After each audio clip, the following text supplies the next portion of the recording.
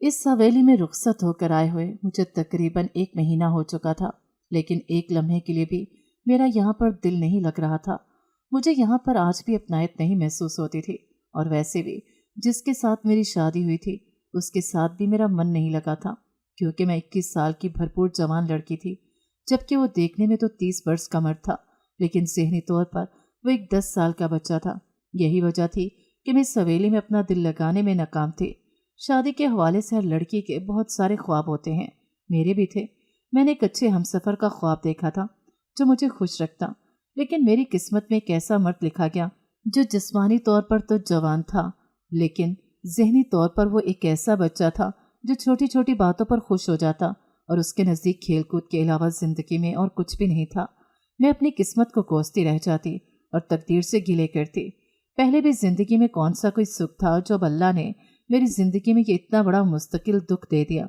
मैं हर वक्त उदास और परेशान रहती, क्योंकि शादी से पहले तक तो मुझे इस बारे में कोई इतना पता नहीं था, लेकिन शादी की रात ही जब ये हकीकत मुझ पर खुली तो उस दिन जैसे मेरी अपनी मौत वाक़या हो गई थी। मैं अपनी ही जवान लाश को घसीट कर फिर रही थी। इस वक्त भी मैं कुछ ऐसा ही महसूस कर रही थी। रात आधी से ज़्यादा गुजर चुकी थी और मुझे नींद नहीं आ रही थी। मैं बेख्तियार अपने बिस्तर से निकलकर बाहर आने लगी। तभी मेरी निगाह अपने बराबर सोए हुए अपने शौहर पर पड़ी। वो देखने में बहुत खूबसूरत था, एक मुकम्मल जवान मर्द लगता था, लेकिन ज़हनी तौर पर वो बच्चा था, क्योंकि उसका अंदाज़ा तब तक नहीं होता था जब तक कि वो बोलता नहीं था। इस वक्त वो सोया हुआ बहुत ही मासूम लग रहा था। अगर मैं आम हालात में उससे मिली होती तो उस पर फिदा हो जाती, लेकिन मैं उसकी हकीकत जानती थी, इसलिए अपने दिल में दुख और तासुफ महसूस करते हुए मैं कमरे से बाहर आ गई। बाहर खनकी ने मेरा इस्तकबाल किया था। हालांकि मैं शॉल लेकर आई थी, लेकिन इस वक्त ठंड ज़्यादा हो चुकी थी। मैंने शॉल को अपने इर्द गिर्द अच्छी तरह लपेटा और बाहर लॉन में निकल आई। इस वक्त मेरे अंदर इतनी आग भड़क रही थी कि मुझे लॉन में आकर वॉक करते हुए बहुत सुकून महसूस हो रहा था, और मैं रात के इस पहर अंधेरे लॉन में टहलते हुए अपनी ज़िंदगी के बारे में सोच रही थी। लेकिन मैं नहीं जानती थी कि मैंने बाहर आकर अपने लिए एक बड़ी मुसीबत को दावत दे दी है। मैं नहीं जानती थी कि इस वक्त मैं किसी की नज़रों के हिसार में हूँ, क्योंकि मैं अपनी ही उलझनों में गिरफ्तार थी और ख़ुद पर ही जैसे तरस खाए जा रही थी। मुझे वॉक करते हुए अभी कुछ ही देर गुजरी थी जब अचानक मुझे अपने करीब किसी के मौजूदगी महसूस हुई। सर उठाकर देखा तो वो मुलाजिम खुदा बख्श था, जो हवेली में बाहर के कामों के लिए मामूर था।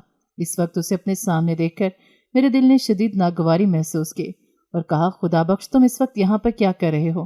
खुदा बख्श भी एक जवान आदमी था, तकरीबन 40 साल की उम्र का होगा। उसकी शादी हो चुकी थी और बीवी गांव में बच्चों के साथ रहती थी। इस वक्त उसे अपने सामने देखकर मुझे गुस्सा आ रहा था। तभी जब मैंने गुस्से से उससे दरियाफ्त किया तो कहने लगा, बीबी, आपको यहाँ पर देखा तो परेशानी से चला आया। शायद आपको किसी चीज़ की ज़रूरत हो, इसीलिए पूछ बैठा। आपको किसी चीज़ की ज़रूरत तो नहीं? खुदा बख्श ने यह कहते हुए मेरी तरफ देखा तो मैंने नागवारी से सर ना में हिला दिया और कहा, नहीं, मुझे किसी चीज़ की ज़रूरत नहीं, तुम जाओ यहाँ से, मैं कुछ देर अकेले रहना चाहती हूँ। मैंने बड़ी संजीदगी से खुदा बख्श को मुखातिब करते हुए कहा, जबकि वो फिर भी वहाँ से नहीं हिला और मेरी तरफ बददस्तूर देखता रहा। मुझे अपने आप में शदीद नागवारी और उलझन महसूस हो रही थी। खुदा बख्श का इस तरह देखना मुझे अच्छा नहीं लग रहा था। तभी अपनी नागवारी को दबाते हुए मैंने अंदर की तरफ कदम बढ़ा दिए, लेकिन मैं नहीं जानती थी कि खुदा बख्श के दिल में शैतान आ चुका है और इस वक्त वो शैतान के ज़ेरे असर मेरे पीछे पीछे आ रहा था। मैंने तेज तेज कदम उठाने शुरू कर दिए, हालांकि मैं उससे डपट चुकी थी और अपने पीछे आने से मना कर चुकी थी, लेकिन वो बाज नहीं आया। जैसे ही मैं हवेली के अंदरूनी हिस्से की तरफ मुड़ने लगी, उसने एकदम जोर से मेरा बाजू थामा और अपने दूसरे हाथ से मेरे मुंह को दबाया था ताकि मेरी कोई आवाज़ ना निकल सके। मैं दबी दबी आवाज़ों के साथ चिल्लाने लगी थी, लेकिन मेरी चीख बुलंद नहीं हो सकी। खुदा बख्श का मजबूत हाथ मेरे मुंह पर जमा हुआ था और मैं एक नाजुक सी धानपान सी लड़की थी, जबकि वो एक भरपूर जवान हट्टा कट्टा था। खुदा बख्श मुझे घसीटते हुए एक तरफ को लेके जा रहा था, जबकि मैं अपने आप को छुड़ाने की कोशिश कर रही थी, लेकिन छुड़ा नहीं पा रही थी। मेरा हाथ लगने से एक गुलदान नीचे गिर गया और रात के सुनाटे में इसकी आवाज़ दूर तक फैलती चली गई। खुदा बख्श थोड़ा बुखला तो गया, लेकिन वो जानता था कि इस वक्त हवेली में कोई भी नहीं है सिवाय मेरे शौहर के, जिसे ये तक नहीं पता कि मैं उसकी बीवी हूँ। और वैसे भी इस वक्त वो कमरे में आराम कर रहा था। उसे तो मालूम ही नहीं था कि मैं बाहर टहलने के लिए निकली हूँ। मुझे उस वक्त अपनी इज्जत खतरे में दिखाई दे रही थी। खुदा बख्श के दिल में शैतान आ चुका था और उसने हर मुमकिन तौर पर अपने शैतान को खुश करना था। इसी वजह से मुझे खींचता हुआ अपने क्वार्टर की तरफ लेके जा रहा था, तभी अचानक वो हो गया जिसका मैंने गुमान भी नहीं किया था। न जाने किस तरह सामने से मेरा शौहर आ गया और उसने एकदम आते ही एक जोरदार घूंसा खुदाबख्श के मुंह पे दे मारा, जो पहले ही उसे सामने आता देखकर परेशान हो चुका था। लेकिन फिर भी उसने मुझे नहीं छोड़ा था, क्योंकि वो जानता था कि मेरा शौहर एक कमजोर मर्द है। लेकिन खुदाबख्श को घूंसा मारने के बाद अपने शौहर के मुंह से निकलने वाले अल्फाज ने मुझे अपनी जगह पर साकित कर दिया था। जब वो ये कह रहा था, खुदाबख्श तुम्हारी हिम्मत कैसे हुई कि तुम हाशिम खानजादा की बीवी को हाथ लगाओ? तुम्हारी इतनी जुर्रत कैसे हुई? मैं तुम्हारे हाथ तोड़ के रख दूंगा। तुम मुझे जानते नहीं हो, हाशिम खानजादा से तुम वाकिफ नहीं हो। ये कहते हुए मेरे शौहर ने खुदाबख्श को मारना शुरू कर दिया और उसे बेदरेक अंदाज में जारहाना तरीके से पीट रहा था, जबकि अपने शौहर के मुंह से निकलने वाले अल्फाज मेरे दिल पर जैसे एक ठंडी फुहार बन के पड़े थे। और मैं हैरत से साकित अंदाज में उसके चेहरे की तरफ देख रही थी, जिसके ऊपर सख्ती, नागवारियत, गुस्सा और शदीद तैश साफ दिखाई दे रहा था। मैं जान गई थी कि मेरा शौहर इस वक्त एक कमजोर मर्द नहीं, बल्कि भरपूर जवान है जो अपनी औरत की इज्जत की हिफाजत करना जानता है। इस बात ने मेरे दिल के अंदर एक इत्मीनान भर दिया था। मेरा नाम सोनिया है और मेरी उम्र इस वक्त 21 बरस है। मैं छोटी उम्र में ही यतीम हो गई थी। जब मैं तकरीबन 5 बरस की थी तो मेरे अम्मा अब्बा हज के दौरान वहाँ भगदड़ मचने की वजह से कुचले गए थे और वहीं पर उनका इंतकाल हो गया था। वहीं पर उन्हें सुपुर्दे खाक कर दिया गया। मैं इतनी छोटी थी कि मुझे इस बात का अंदाज़ा नहीं हो सका कि मेरा कितना बड़ा नुकसान हो गया है। मेरे ताया ताई ने चूंकि मुझे अपने पास रखा हुआ था, अम्मा अब्बा के हज पर जाने की वजह से मैं उनके पास ही क़याम पजीर थी। इसी वजह से वो लोग मेरी देखभाल कर रहे थे। लेकिन जब मेरे वालिदैन का इंतकाल हो गया तो ये जिम्मेदारी उन्हें मुस्तकिल लेना पड़ गई और इस बात ने उनके अंदर एक नफरत और बेजारियत पैदा कर दी थी, क्योंकि ताई कुछ दिनों के लिए तो मेरी जिम्मेदारी उठा सकती थी, लेकिन मुस्तकिल वो ये जिम्मेदारी लेने को तैयार नहीं थी। मेरे ननियाल में तो कोई था नहीं, सिर्फ एक खाला ही थी। वो बैरून मुल्क रहती थी। उसके अपने 100 तरह के मसाइल थे और वो मुझे अपने साथ ले जा नहीं सकती थी। इसी वजह से मजबूरन ताया और ताई को ही मेरी जिम्मेदारी उठाना पड़ी। ताया के अपने भी बच्चे थे, 2 बेटे और 1 बेटी थी। वो तीनों मुझसे बड़े थे और जब मैं मुस्तकिल यहाँ पर रहने लगी तो उन्हें इस बात का अंदाज़ा हो चुका था कि अब ये हमेशा यहाँ पर रहेगी और उसके माँ बाप अब इस दुनिया में नहीं। तो उन्होंने मुझ पर हुक्म चलाना शुरू कर दिया। अपने छोटे छोटे कामों के लिए वो मुझे बुलाते और मुझसे काम करवाते, और अगर ज़रा सी मुझसे गलती हो जाती तो वो मुझे मारते पीटते, यहाँ तक कि मेरे बाल तक नोच डालते थे। मैं रोती हुई ताई के पास जाती तो ताई बेजारियत से कहती, अरे तुम्हारे बड़े बहन भाई हैं, अगर कुछ कह भी दिया है तो बर्दाश्त कर लिया करो। लेकिन न जाने क्यों तुम रोते हुए नहूसत फैलाकर मेरे पास आ जाती हो। तुम्हारे माँ बाप खुद तो मर गए, लेकिन यह अजाब मेरे लिए छोड़ के। ताई के लहजे में इतनी नफरत और बेजारियत होती थी कि मैं उनकी शक्ल देखती रह जाती थी। मुझे यकीन नहीं आ रहा था कि ताई मुझसे इतनी नफरत करती हैं। ये वही ताई थी जो माँ बाप की जिंदगी में मुझ पे निछावर होने को तैयार रहती थी, और अब आज हालात बदल गए थे। ताया का भी वही रवैया होता था। मैं जब उनके पास किसी ज़रूरत के लिए जाती तो वो बेजारियत से मुझे यही कहते कि अभी मेरे पास पैसे नहीं हैं, मेरा हाथ तंग है, कुछ दिन सब्र कर लो, और मैं चुपचाप उनकी शक्ल देखती रह जाती। इन दोनों ने मुझे स्कूल भी दाखिल नहीं करवाया था कि कहीं मैं पढ़ लिख कर अपने हक के लिए आवाज़ ना उठाने लग जाऊं, क्योंकि मेरे माँ बाप का एक बड़ा मकान उनके कब्जे में था, जिसका किराया वो लोग वसूल करते, और उसमें से एक फूटी कौड़ी भी मुझे नहीं मिलते थे।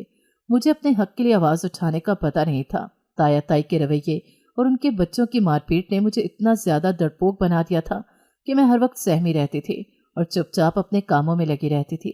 छोटी उम्र में ही ताई ने मुझे कामों में लगा दिया था। घर भर की सफाई करना, बर्तन धोना, यहाँ तक कि बाज़-औक़ात कपड़े धोना और ताई के साथ किचन में मदद करवाना, मैं ये सारे काम करती थी। हालांकि ताई की अपनी बेटी थी, लेकिन ताई उससे कुछ नहीं कहती थी। वो सारा वक्त या तो पढ़ती रहती या फिर टीवी देखती रहती, और ताई फिर भी उस पर निसार होती रहती थी। जब मैं ताई को इस तरह उसके साथ मोहब्बत जताते हुए देखती तो मेरे दिल में हुक सी उठती थी और मुझे अपने वालिदैन याद आते थे, जो अल्लाह के घर गए और फिर अल्लाह ही को प्यारे हो गए। मेरे लिए ये वक्त बहुत मुश्किल था, और इस मुश्किल वक्त से गुजरते हुए मैं जवान हो गई। ताई के दोनों बेटों की शादी हो चुकी थी। इनमें से एक बेटा बैरून मुल्क चला गया, जबकि ताई अपनी बेटी के लिए आजकल रिश्ता देख रही थी और पूरी उम्मीद थी कि जल्दी उसकी भी बात तय हो जाएगी।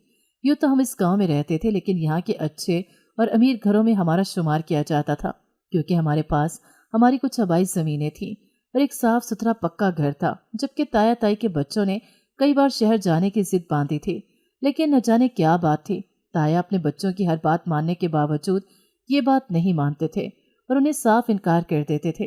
वो यही कहते थे कि नहीं, मैं ये गांव नहीं छोड़ सकता, मुझे इस गांव से मोहब्बत है, इसी वजह से हम ये गांव छोड़कर कहीं नहीं गए। यूँ तो मैं भी इस गांव से लगाव रखती थी, लेकिन अम्मा अब्बा के मरने के बाद जैसे मेरा सब कुछ खत्म हो गया था। मेरे अंदर से हर एहसास खत्म हो गया था। ताया ताई के रवैये ने मेरे अंदर बची कुची जिंदगी को भी खत्म कर दिया था। उनकी नफरत ने मेरे अंदर की शोखी और शरारत को मार दिया था। यही वजह थी कि मैं चुपचाप अपने काम से लगी रहती और ताया ताई की डांट खाती रहती। घर के सारे काम अब भी मेरे जिम्मे थे। ताई की बेटी की शादी तय हो गई थी और ताई आजकल उन्हीं की तैयारियों में मसरूफ थे। मुझे तो ना वो कभी बाजार लेकर गई थी और ना ही कभी नए कपड़े दिलवाए थे। हमेशा वो अपने कपड़े ठीक करवा के मुझे दे देते या अपनी बेटी के उतरे हुए कपड़े मुझे पहनने को दे देती। इसलिए मुझे कोई सरोकार नहीं था कि अब मेरे लिए वो क्या खास तैयारी करती हैं। शादी बिल्कुल धूमधाम से हुई थी। ताई के अरमानों के आइन मुताबिक उन्होंने अपनी बेटी को हर चीज़ दी थी और मैं बड़े रश्क और हैरत से ये सब कुछ देख रही थी। मेरे लिए ताया और ताई के पास एक फूटी कोड़ी नहीं होती थी और अपनी बेटी के लिए उन्होंने इतना शानदार जहेज तैयार किया था कि सब देखते रह गए थे। अब घर में सिर्फ मैं और ताया ताई होते थे, क्योंकि ताया का दूसरा बेटा भी शहर में जाकर आबाद हो गया था। उसकी वहाँ पर नौकरी लग गई थी और वो रोज़ाना गांव से आना जाना नहीं कर सकता था। इसी वजह से वो अपनी बीवी को भी लेकर वहीं पर चला गया। अब सारे घर की जिम्मेदारी भी मुझ पर थी और ताया ताई की जिम्मेदारी भी मैंने ही उठानी थी। मैं चुपचाप ये दिन गुजार रही थी जब एक दिन अचानक ताया अब्बू घर आए और ताई से कहने लगे, नेक वक्त, मुझे तुमसे बहुत ज़रूरी बात करनी है, कमरे में आओ। ताई के लहजे में छुपी हुई खुशी को मैं महसूस कर रही थी, लेकिन मुझे अंदाज़ा नहीं था कि वो क्या बात होगी। तभी ताई भी उनके पीछे पीछे चली आई। मुझे चूंकि उनकी बातों से कोई दिलचस्पी नहीं थी, इसलिए मैंने सुनने की भी कोशिश नहीं की। कुछ देर बाद जब ताई कमरे से बाहर निकली तो उनका चेहरा खुशी से चमक रहा था, लेकिन मैंने कोई नोटिस नहीं लिया। मुझे यही लगा कि हो सकता है ताया का कोई मुनाफा हुआ हो या फिर कोई और खुशी की बात हो, खुद ही पता चल जाएगा। इसलिए मैंने भी ज्यादा कुरेद नहीं की। अभी 2 दिन ही गुजरे थे जब गांव के जिम्मेदार घराने से एक बड़ी अम्मा और 2 मुलाजमाएं चली आईं। उन्हें यूं अचानक अपने घर में देखकर मैं हैरत का शिकार हो गई। ताई ने उनकी खूब आवभगत की और उनके आगे बिछ गई। तभी बाद में पता चला कि वो मेरे लिए अपने बेटे का रिश्ता लेकर आई थी और ताया और ताई ने इस रिश्ते को कबूल कर लिया। मैं बेहद हैरान हुई कि एक जिम्मेदार घराने का रिश्ता मेरे लिए कैसे आ सकता है। मैं तो एक कम हैसियत लड़की हूँ जिसके पास ना तो माँ बाप की दौलत है और ना ही जहेज देने के लिए कोई सरमाया। मैं ना तो पढ़ी लिखी हूँ और ना ही इतनी ज्यादा खूबसूरत हूँ कि कोई मेरे लिए इस छोटे से घर में आ सके। लेकिन ताया और ताई इस रिश्ते से बेहद खुश थे और ताया मुझे कहने लगे, बेटा समझो तेरी तो लॉटरी लग गई है, इतने बड़े जिम्मेदार घराने से तेरे लिए रिश्ता आया है। वो लड़का कई मरब्बों का मालिक है, इसके अलावा इसका शहर में अपना कारोबार है, इसकी बहुत ज़मीनें हैं, बागात हैं, तुझे बहुत खुश रखेगा, तो वहाँ पर हमेशा ऐश करती रहेगी। ताया ने मुझे इस रिश्ते की खूबियाँ बताईं तो मैं चुपचाप सुनती रही। कौन सा मेरे इनकार से ये रिश्ता ख़त्म हो जाना था, और वैसे भी मैं इनकार करती तो किस बरते पर। ताया ने तो मेरी मर्जी एक दफ़ा भी नहीं पूछी थी, बल्कि उन्होंने तो अपना फैसला मुझ पर थोप दिया था और मेरे लिए कौन सा रिश्तों की लाइन लगी हुई थी। इसी वजह से मैंने चुपचाप सर झुका दिया। रिश्ता तय होने के 1 हफ्ते के बाद ही हमारा सादगी के साथ निकाह कर दिया गया, क्योंकि वलीमा बहुत धूमधाम से होना था। तभी निकाह के बाद मेरी सास ने एक फ़ाइल मेरे ताया अब्बू की तरफ बढ़ाई और कहने लगी, भाई साहब, ये ज़मीन के कागजात हैं जो निकाह के बदले मैं आपको देने का वादा किया था, एक बार देख लें। ये बात सुन के मैंने एकदम झटके से अपना सर उठाया और ताया की तरफ बेयकीनी भरी निगाहों से देखने लगी, जबकि ताया और ताई के चेहरे इस वक्त खुशी से दमक रहे थे, जैसे उनके हाथ कोई कारून का खजाना लग गया हो। और मुझे इस बात का यकीन नहीं आ रहा था कि ताया ने मेरा सौदा किया है, लेकिन उन्हें आखिर मेरा सौदा करने की क्या जरूरत पेश आ गई। तभी मेरी निगाह अपने साथ बैठे हुए दूल्हे पे पड़ी, जो बच्चे की तरह तालियां पीट रहा था। उसके चेहरे पर बच्चों जैसी खुशी का अक्स था और वो इस वक्त अपनी ही शादी में बैठा ऐसे तालियां पीट रहा था जैसे किसी और की शादी में आया हो। मेरे दिल को एक धचका सा लगा, यूं लग रहा था जैसे कुछ गलत हो गया है, लेकिन मैं समझ नहीं पा रही थी कि आखिर ऐसा क्या हुआ। मेरे दुल्हे में ऐसी कौन सी कमी है जो मेरे ताया को मेरा सौदा करना पड़ा और मेरी सास ने मेरे रिश्ते के बदले उन्हें ज़मीन दी। ये बात मेरे दिल में खुब कर रह के मैं जो पहले अपनी शादी पर थोड़ी बहुत खुशी अपने अंदर महसूस कर रही थी, और मेरे अंदर सन्नाटा उतर आया। मुझे यूं लग रहा था जैसे ये रिश्ता नहीं हुआ, बल्कि एक ऐसा सौदा हुआ है जिसमें सरासर मुझे खसारा हुआ है और इस खसारे के बारे में मुझे शादी की रात ही मालूम हो गया था, जब मेरा दूल्हा बच्चों की जैसी खुशी से मेरे पास आया और कहने लगा, तुम मेरी दुल्हन होना, तुम मेरी दुल्हन होना। वो खुशी से चहकते हुए लहजे में कह रहा था और बार बार तालियां पीट रहा था और मुझे बच्चों जैसे शौक से देख रहा था। कभी मेरे कपड़ों को देखता, कभी मेरे जेवर को हाथ लगा कर देखता, कभी मेहंदी लगे हाथों को पकड़ कर देखता। मैं एक सन्नाटे में आ गई थी। यकीन नहीं आ रहा था कि ये बच्चों जैसा आदमी, जवान मर्द मेरा दुल्हा है। मुझे ताया ताई पर बहुत अफसोस हुआ था। मेरा दिल इस वक्त गहरे दुख में मुब्तला हो गया और आंखें आंसुओं से भर गई थीं। उन्होंने एक बार भी यतीम भतीजी का नहीं सोचा और एक ऐसे शख्स से मुझे ब्याह दिया जो ज़हनी तौर पर एक बच्चा था और जिसके अंदर सोचने समझने की सलाहियत ही नहीं थी। मैं आंखों में आंसू लिए चुपचाप उसे देख रही थी, जिसे ज़रा भी इस बात का अंदाज़ा नहीं था कि हमारी शादी हो चुकी है और हम अब मियाँ बीवी हैं। हमारा ताल्लुक क्या है और इस रिश्ते के क्या तकाजे हैं। शादी की रात से लेके आज के दिन तक मैं इसी तरह रोज़ रोज़ मर रही हूँ और हर पल जब मुझे ये ख्याल आता कि ताया ने यह रिश्ता सिर्फ एक ज़मीन के लालच में तय किया, अपनी अच्छी भली ज़हनी सेहतमंद बच्ची को उन्होंने एक ऐसे शख्स के पल्ले बांध दिया जिसका ज़हन कई बरस पीछे था। उन्होंने सिर्फ ज़मीन की खातिर अपनी भतीजी का सौदा कर दिया और उसके बारे में फिर सोचा भी नहीं। उन्होंने पलटकर मेरी खबर ही नहीं ली और ख़ुद मैं भी कभी दोबारा वहाँ पर नहीं गई। इस हवेली में मुझे ब्याह कराए हुए 1 महीना हो चुका था और आजकल मेरी सास शहर में किसी काम की वजह से गई हुई थी। उन्हें वहाँ पर कुछ दिन लग जाने थे, जबकि मेरे शौहर के दोनों भाई भी उनके साथ ही थे। मैंने ज़्यादा कुरेद नहीं की थी क्योंकि मैं उनसे कभी ज़्यादा बातचीत करती भी नहीं थी। मेरे अपने दुख अपने गम मुझे कुछ कहने का मौका ही नहीं देते थे। आजकल चूंकि हवेली में कोई भी नहीं था, बस मेरे और मेरे शौहर के अलावा चंद मुलाजिम ही थे जो हवेली की देखभाल पर मामूर थे।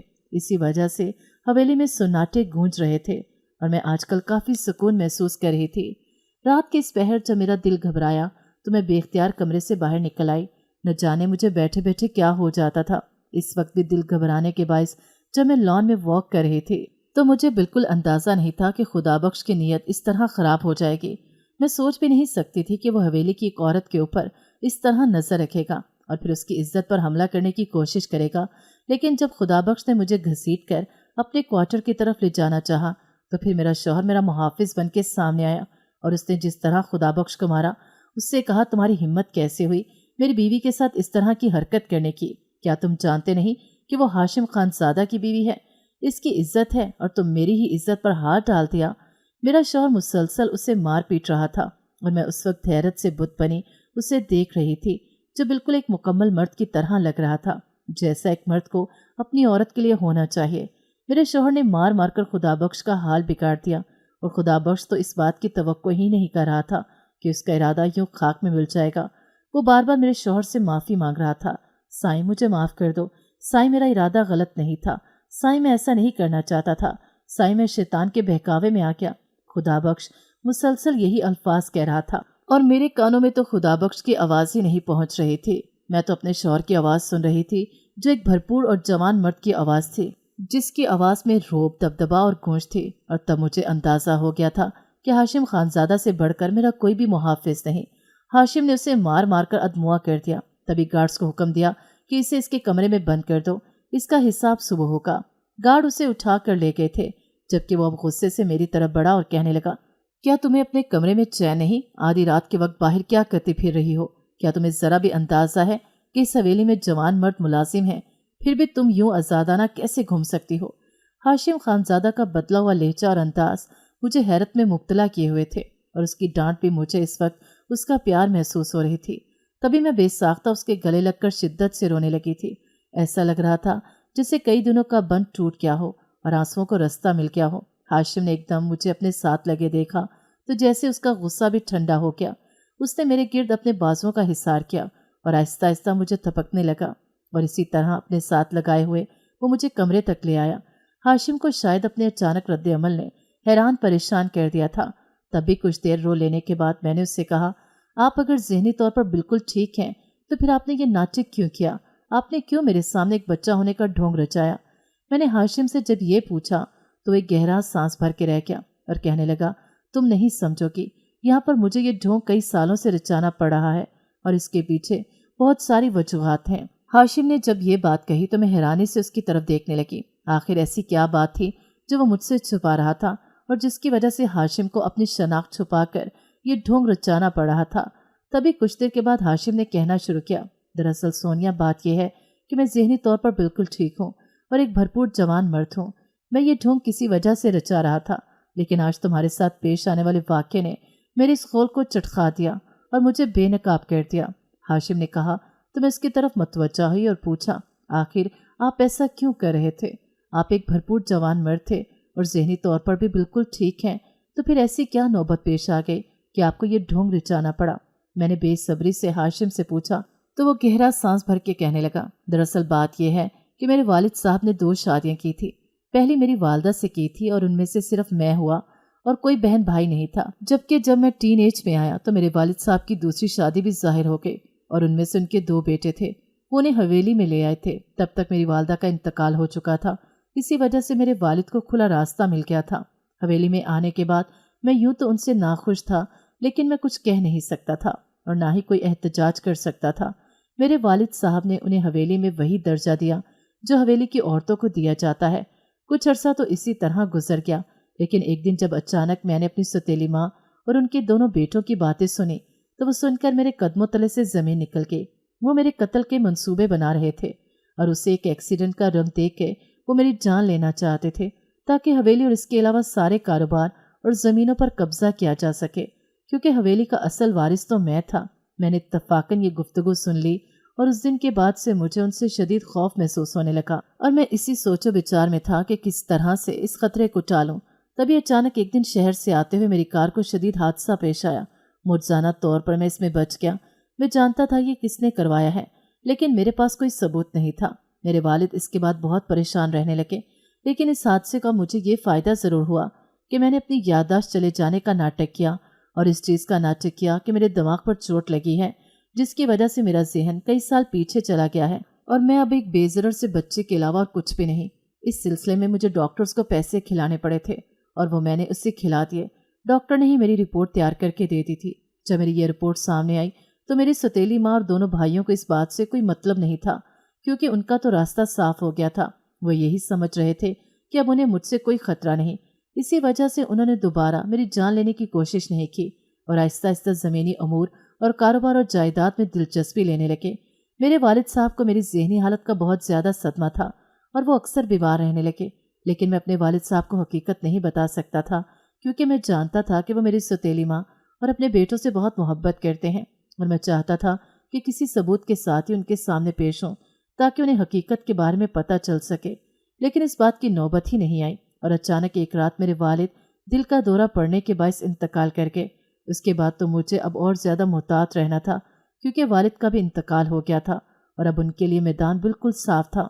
इसलिए मैंने अपनी इसी ज़हनी हालत को जारी रखा और किसी के सामने इस बात को जाहिर नहीं किया कि मैं बिल्कुल ठीक हूँ, क्योंकि मैं जानता था कि अगर मैंने ये बात जाहिर कर दी तो फिर मेरी सौतेली माँ और मेरे भाई मेरी जान के दर पे हो जाएंगे और मैं जब तक किसी ऐसे नतीजे पर नहीं पहुँच जाता जिसमें ना तो मेरी जान को खतरा हो और ना ही जायदाद में से मेरे हिस्से को। इसी वजह से मैंने अपनी ज़हनी हालत को छुपाए रखा। वालदा ने न जाने किस तरह मेरी तुमसे शादी कर दी, हालांकि मैं शादी के हक में नहीं था, लेकिन फिर मैंने इस वजह से इनकार नहीं किया कि कहीं उन्हें मुझ पर शक न हो जाए कि मैं ज़हनी तौर पर ठीक हूँ। इसलिए उनकी बात मान ली और तुमसे निकाह कर लिया। मैं जानता था कि तुम्हें इस बात का बेहद दुख है कि मेरी ज़हनी हालत ख़राब है, और मैं ये भी जानता था कि तुमसे ये बात छुपाई गई है। वालदा ने एक ज़मीन का टुकड़ा तुम्हारे ताया को देकर मेरी शादी करवाई थी, क्योंकि वो तो एक दुनिया वालों के सामने अजीम माँ बनना चाहती थी, और दूसरी बात यह है कि वो इसी चक्कर में मुझे उलझाए रखना चाहती थी कि मैं जायदाद, ज़मीन और अपने कारोबार के बारे में सोच ना सकूं। इसी वजह से वो आजकल काफ़ी मुतमईन हैं और शहर गई हुई हैं, क्योंकि मैं जानता हूँ वहाँ जाने का उनका मकसद भी यही है कि वो जायदाद के कागजात तैयार करवाएं और सारी जायदाद अपने बेटों के नाम करवा दें। लेकिन चूंकि वकील मेरे वालिद साहब का है और उसे इन सब मामलात का इल्म है और उसके पास मेरे वालिद साहब की वसीयत भी है, और इसके अलावा वो मेरी सच्चाई के बारे में भी जानता है, इसलिए उसने अभी तक उन्हें टाल मटोल करके रखा हुआ है और मुख्तलिफ तरह के कानूनी नुक्ते उनके सामने बयान कर देता है और इसी में ही उन्हें उलझा देता है। जैसे ये मामला हल होता है तो मैं अपनी असलियत आपके सामने जाहिर कर दूंगा। तब तक के लिए तुम्हें मेरा साथ देना होगा और चुप रहना होगा। हाशिम खानजादा ने जब मुझे ये सारी हकीकत बताई तो मैं हैरान रह गई थी। मैं सोच भी नहीं सकती थी कि वो ये ढोंग सिर्फ अपने घर वालों की वजह से रचा कर बैठा है। मुझे तो ये भी नहीं पता था कि उसकी वालदा सौतेली हैं। मेरे लिए तो ये सब बातें किसी इंकशाफ से कम नहीं थीं। यही वजह थी कि मैं शदीद हैरत ज़दा थी। लेकिन एक बात की खुशी थी कि मेरा शौहर बिल्कुल ठीक था और अब मुझे उसकी मोहब्बत और साथ हासिल था।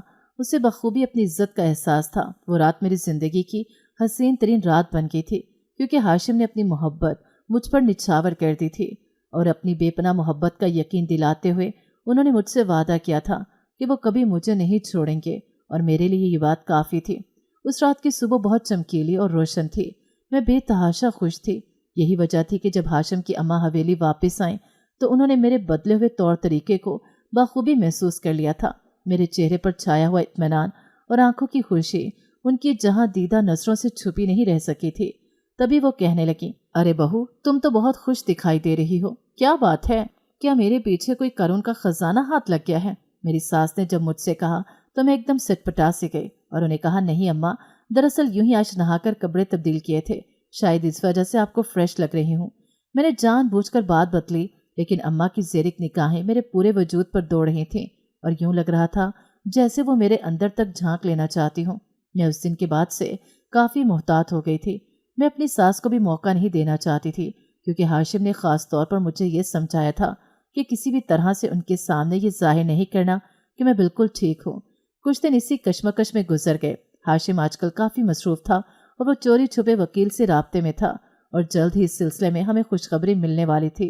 इसके अलावा हाशिम ने मुझे कहा था कि मैंने तुम्हारे लिए एक और सरप्राइज़ रखा हुआ है और जब तुम्हें इस सरप्राइज़ का पता चलेगा तो तुम बहुत हैरान होगी, लेकिन हमारी खुशगवार ज़िंदगी के लिए बहुत ज़रूरी है।